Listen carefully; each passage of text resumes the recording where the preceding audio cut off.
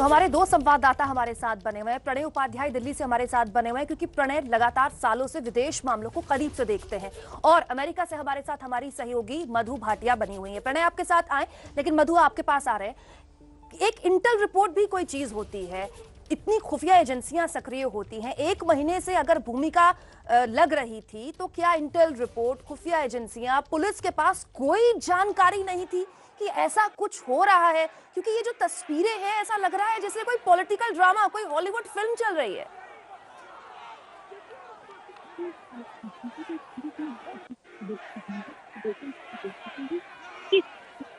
मधु, आपकी आवाज बिल्कुल नहीं आ रही है। आपकी तरफ से अगर कोई तकनीकी दिक्कत है तो कृपया ठीक कीजिएगा, क्योंकि आपसे अपडेट लेना है हमें ग्राउंड जीरो पर। प्रणय, इस सवाल का जवाब दे पाएंगे क्या?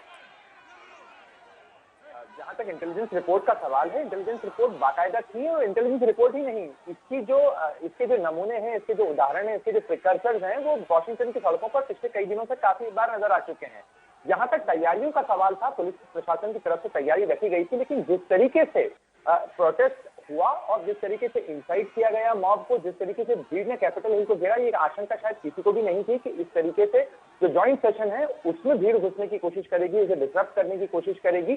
तो सुरक्षा कर्मियों ने इसीलिए कैपिटल हिल को तत्काल लॉकडाउन में किया। जिस समय बहस शुरू हुई थी, सेशन को शुरू हुए महज 1 घंटा भी नहीं हुआ था, और उस दौरान ही ये घटनाक्रम सामने आया, और उसके बाद पूरा लॉकडाउन कर दिया गया कैपिटल हिल को, और न किसी को अंदर आने की इजाजत थी, न बाहर जाने की इजाजत थी। लेकिन जिस तरीके से भीड़ अंदर घुसी, उस भीड़ में जिस तरीके की चीजें, तस्वीरें नजर आई, वो सब पूरी दुनिया के सामने है। लेकिन निश्चित रूप से जिस तरीके की बातें हो रही हैं, जिस तरीके से इंसाइट किया गया, जैसे खुद अमेरिकी राष्ट्रपति की तरफ से बयान आए, उन्होंने भीड़ को लीड किया, ये निश्चित रूप से पूरे अमेरिकी लोकतंत्र के लिए बहुत बड़े सवाल खड़े करता है।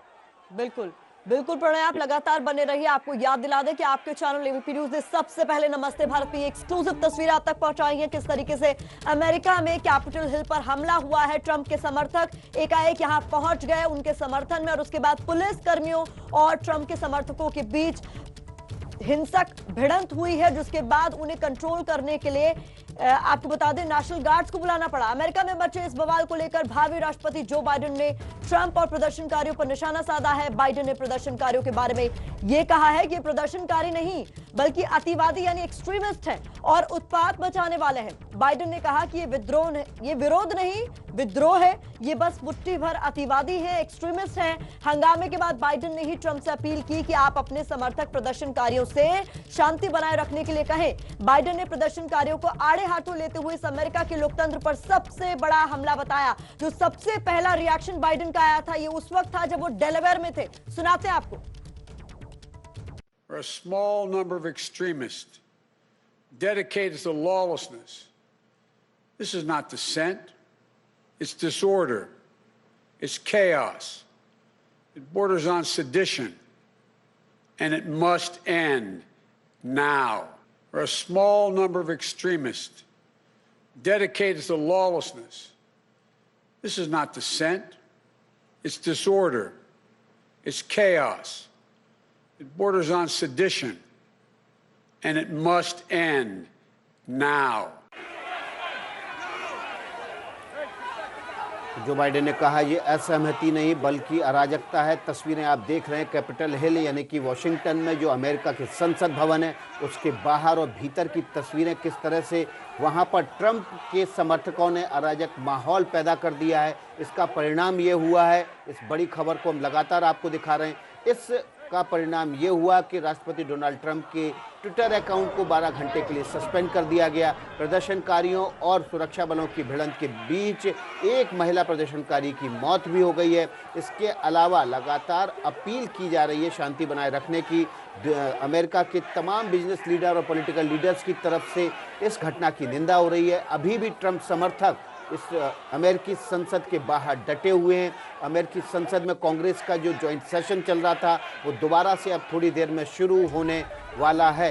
इस कांग्रेस की बैठक में जो चुनाव के नतीजे थे उनको इंडोर्स करना था। अमेरिकी सांसद संसद की तरफ वापस लौट रहे हैं। जब प्रदर्शनकारियों ने संसद भवन के भीतर घुसने की कोशिश की थी तो कांग्रेस का जो जॉइंट सेशन चल रहा था उसको उसी वक्त स्थगित कर दिया गया था। अब ये दोबारा से सत्र की शुरुआत होने जा रही है, दोबारा से बैठक की शुरुआत होने जा रही है, जिसमें कांग्रेस के जो अमेरिकी सांसद हैं वे वापस संसद भवन की तरफ लौट रहे हैं। हिंसा के बाद वापस संसद भवन लौट रहे हैं ताकि उन नतीजों को, चुनावी नतीजों को इंडोर्स करे, ताकि अगली सरकार के बनने की प्रक्रिया को शुरू किया जा सके। 20 जनवरी को पावर ऑफ ट्रांसफर होना है, यानी कि राष्ट्रपति डोनाल्ड ट्रंप से जो बाइडेन।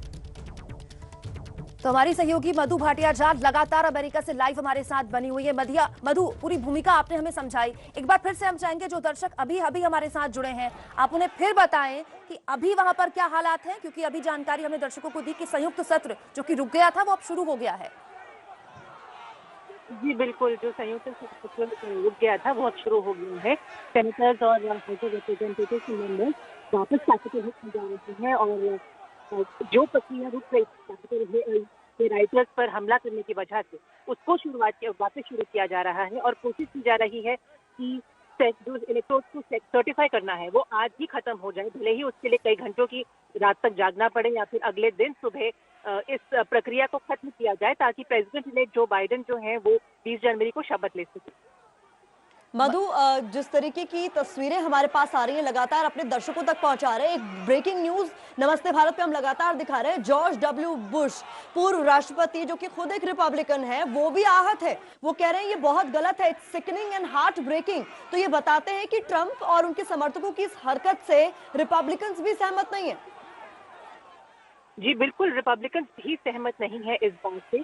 और यहाँ तक बात हो रही थी कि जब आज का कांग्रेस का सेशन शुरू हुआ तो जब हर राज्य के वोट्स को सर्टिफाई किया जाए, तब पहले ही ट्रंप ने बोल दिया था अपने वाइस प्रेसिडेंट माइक पेंस को कि आप इस पूरी प्रक्रिया को खारिज कर दें और कहें कि ये जो इलेक्टोरल वोट्स हैं वो जो बाइडेन के खाते में नहीं जाएंगे। लेकिन माइक पेंस ने जब ऐसा नहीं किया तो उन्होंने खुद ये कहा कि ये जो माइक पेंस है ये गद्दार हैं और इनमें हिम्मत नहीं है। उन्होंने उनको कावर्ड बुलाया।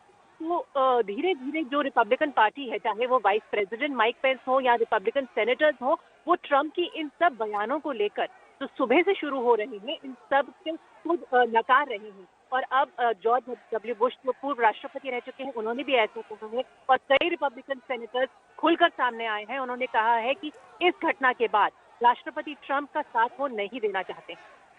जी मधु, हमारे साथ हमारे सहयोगी प्रणय उपाध्याय भी लगातार बने हुए हैं। प्रणय उपाध्याय अमेरिका में उस वक्त भी थे जब राष्ट्रपति के चुनाव चल रहे थे। उन्होंने ये जो माहौल था उसकी शायद नींव पड़ते देखी थी उस वक्त।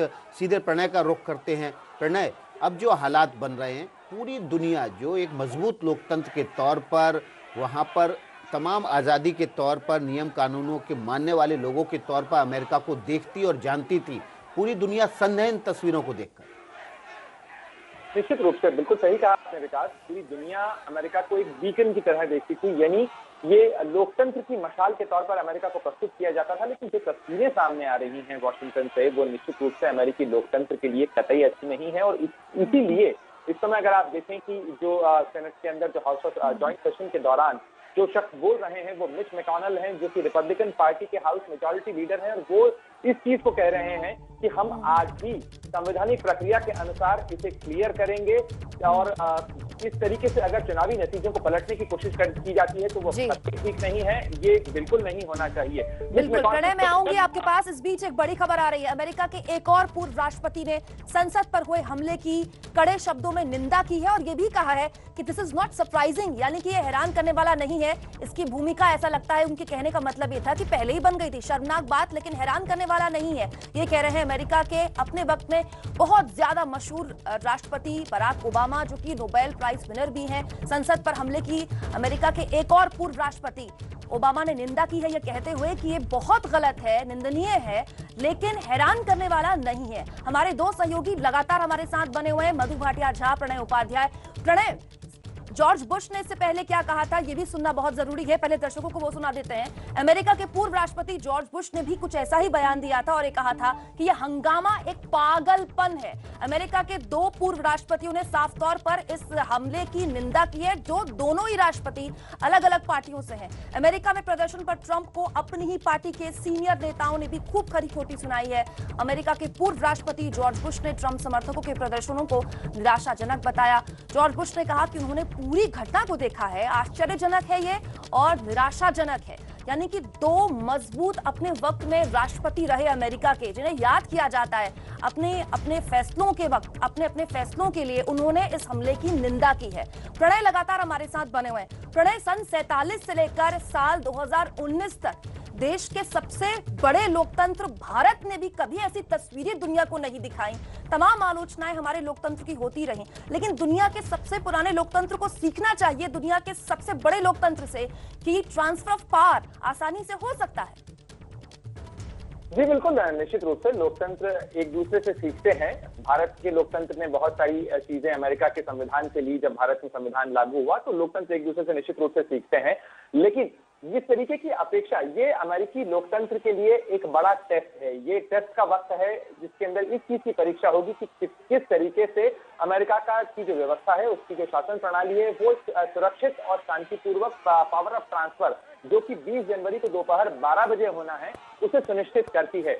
मार्क एस्पर, जो कि ट्रंप के साथ कुछ दिनों पहले तक डिफेंस मिनिस्टर थे, उनका भी बयान आया है और उन्होंने कहा है कि अमेरिकन मिलिट्री को इस चीज से दूर रहना चाहिए, जिसे बहुत ट्रस्टेड इंस्टीट्यूशन माना जाता है, और कोई भी ऐसी चीज नहीं होनी चाहिए जो कि अमेरिकी लोकतंत्र पर धब्बा लगाए। तो निश्चित रूप से बहुत सारे बयान आ रहे हैं, बहुत सारे लोग बोल रहे हैं और ट्रंप के अपने समर्थक के साथ खड़े रहे हैं। प्रणय, इस वक्त मैं आपको रोकना चाहूंगी। इस बीच एक और बड़ी खबर आ रही है, आपको बता दें इस वक्त की बड़ी खबर, अमेरिकी संसद की कार्रवाई एक बार फिर से शुरू हो गई है। हंगामे के बाद यहां से सभी सेनेटर्स को बाहर निकाला गया था, लेकिन देखिए अंदर की तस्वीरें, भीतर की तस्वीरें, जहां पर हिंसा के बाद एक बार फिर से सदन शुरू हो गया।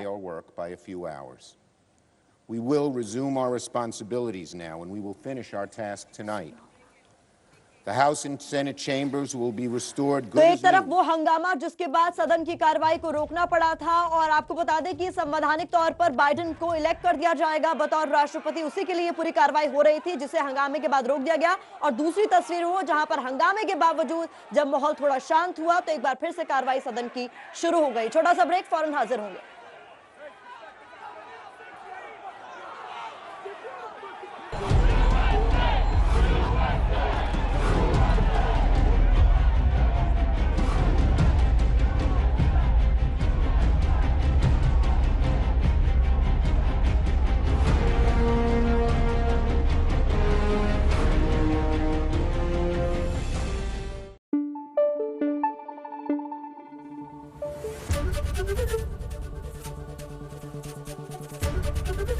एबीपी न्यूज आपको रखे आगे।